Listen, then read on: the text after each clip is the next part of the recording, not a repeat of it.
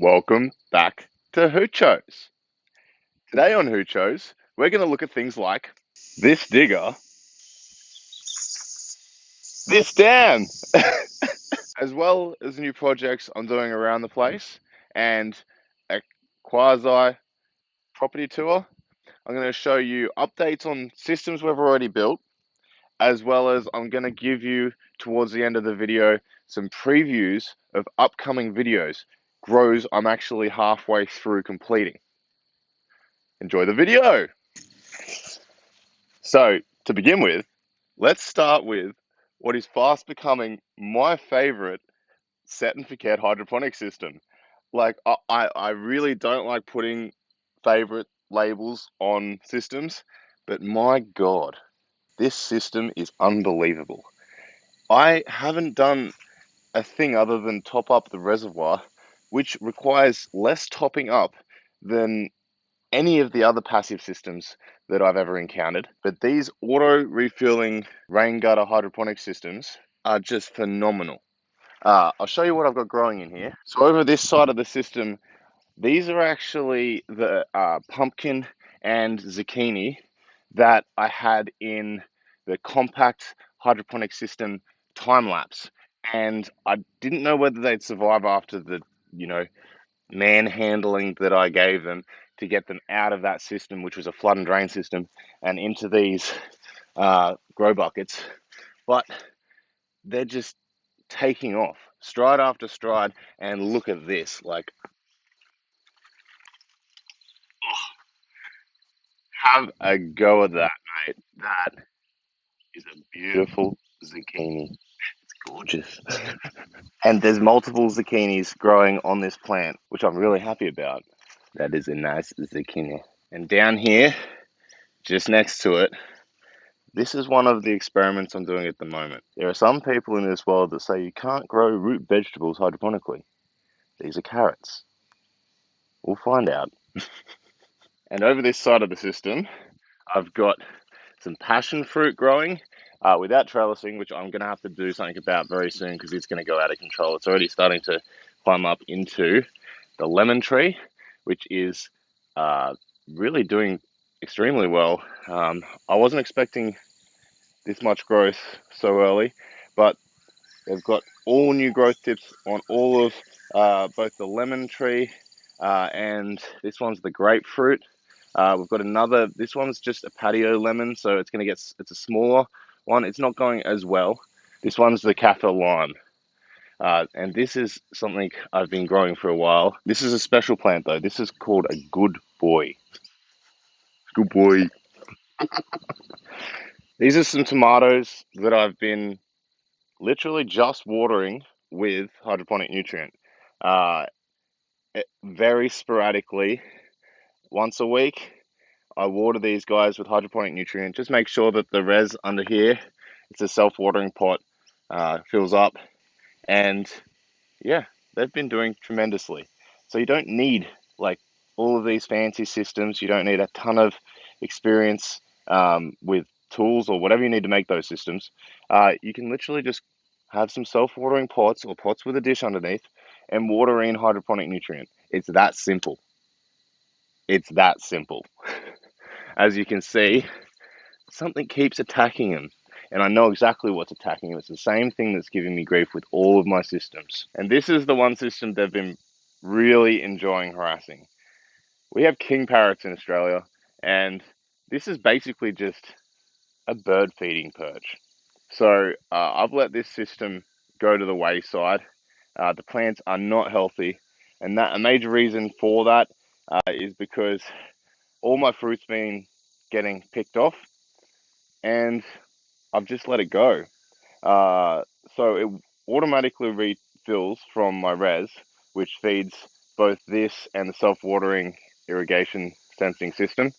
But the problem with that is that it's topping up with full strength nutrient, and because those two systems have different nutrient requirements, the self-watering irrigation system requires full strength nutrient, and to top up, I really should be using a very mild strength nutrient because what it's doing is the plants are transpiring out all the water in the system selectively, leaving a higher concentration of EC. And if I dipped an EC meter in this, I'd have a huge concentration of nutrients in this reservoir, which is just wreaking havoc on these plants. So this is a system I'm going to have to redesign the way that I top up with. And I'm also considering building a greenhouse, a shade house, or an insect house, just to keep the bastards out. Please forgive the state of the place. We're going through some major renovations, which I'll show you in a second. This is the cheap and easy flood and drain hydroponic system. In this, I've got cucumbers, specifically pickling cucumbers, and corn, because I really want to see if I can grow some hydroponic corn. They're doing really well at the moment. I'm just running it on the Diamond Blue nutrient, which is the leafy greens nutrient. And at the time that these guys switch over to fruiting and flowering, I'll switch the nutrient out to the Campbell's Diamond Special T. Just a quick update on those two nutrients. They're going really well. So no complaints here. I've had great success. This system, the moisture sensing self-watering irrigation system, again, one of my favorite systems. Yes, you do have to monitor them to make sure that they're still running properly from time to time. The thing that I really like about this system is that it's top fed. When you get a ton of rain and it washes all of the nutrient through the cocoa, the plants will then absorb that water and it will be diluted nutrient. But when it replenishes the nutrient through the entirety of the cocoa. Now, that's something that I was a little bit worried about with the rain gutter grow system. Because it's filling from the bottom, we've had a ton of rain recently, and I was worried that the rain falling on the top of the cocoa would force all of the nutrient out, dilute the nutrient underneath, and cause major issues. But I haven't had that problem. It's just wicked up from underneath as soon as the plants have exhausted the water from the rain, and they've just gone from strength to strength. Whether that becomes a problem when I have a lot of fruiting in the system and they need that higher nutrient is yet to be determined. These modular self-watering pods have been really good. As with anything, Murphy's Law is the moment you fix a problem, the problem fixes itself. So once I installed these, it started raining a lot, like 50 mils every second day. But in the times when it wasn't raining and the ground did start to dry up to the point where it was too dry, these pods kicked in. Now, I haven't refilled this pod at all, but you can see that in between those rainy days, there was a period of time where the ground got dry enough that it required irrigation. So the pod kicked in and irrigated these plants. Now, that actually gives the plants some of their optimal growing conditions because the ground didn't dry out too much, the plant didn't wilt, and it continued to produce more leaves and more growth, and now it's started to produce fruit. Now, without this watering system, the plant's growth might have been stunted in those dry periods. This is a great device, and I'm going to make more and more of them and put them throughout the property because they just level out the dry and wet periods. They don't overwater, but they keep the ground moist enough when you have those dry spells. Things that have been taking up a lot of my time.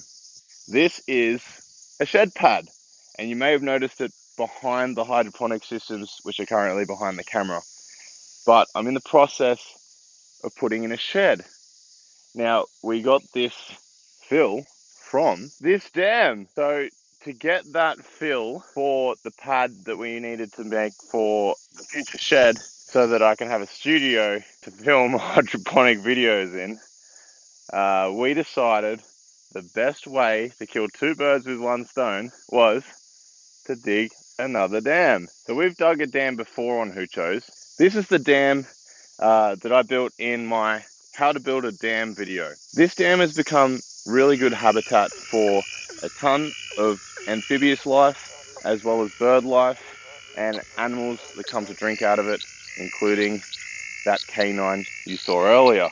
Unfortunately, it's also become really good habitat for a pest we have here, which is our cane toad. This is why I created this video where I was trying to create a device that we could use to catch cane toad tadpoles before they actually matured into the adult toads. I'll be doing a video soon on how we can catch those adult toads that slip through that cane toad tadpole trap. You can actually see some frog eggs in those reeds there. We've actually had a couple of issues with this dam, whether it's leaking or evaporation. It's just a seep. So we added something called Seep Stop. Now, this is some of the product here where I've spilt it.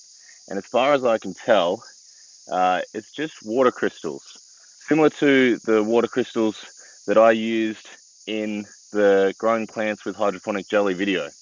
Now, I'm not 100% sure that they're exactly the same structure, but they definitely have the same physical properties. So this is the product that we used and sprinkled across our dam to seal it.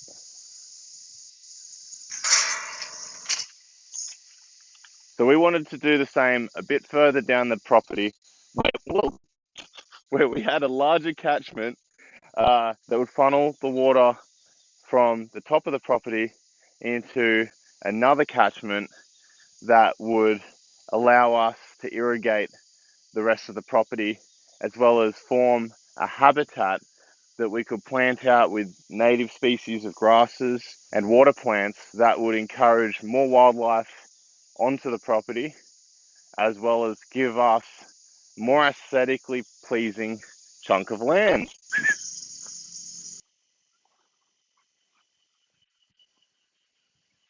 And this is the steel picket dog fence that I built. All for you. And as promised, some sneak peeks. This is the UUC light over the ancient irrigation hydroponic system. And this is a time-lapse grow of the Dutch bucket hydroponic system. And I'm having some trouble with the lettuce because the EC for cucumbers, the capsicum or chili, and the EC for the lettuce doesn't match up. So this is a prime example of matching your plants so that your ECs are correct. You can see these have just been burnt, and the capsicums are absolutely loving it. The basil doesn't particularly mind, actually, which is interesting. And the final sneak peek is less of a sneak peek and I guess more of a teaser. We are going to turn hydroponic nutrient into meat and eggs. So what I'm going to do in an upcoming video is we're going to create a system to fodder for these guys so that they always have a source of fresh growth grass to feed on. So I hope you enjoyed this system update and property tour. Who chose special? Happy hydroponicking, and I'll see you next time on Who Chose.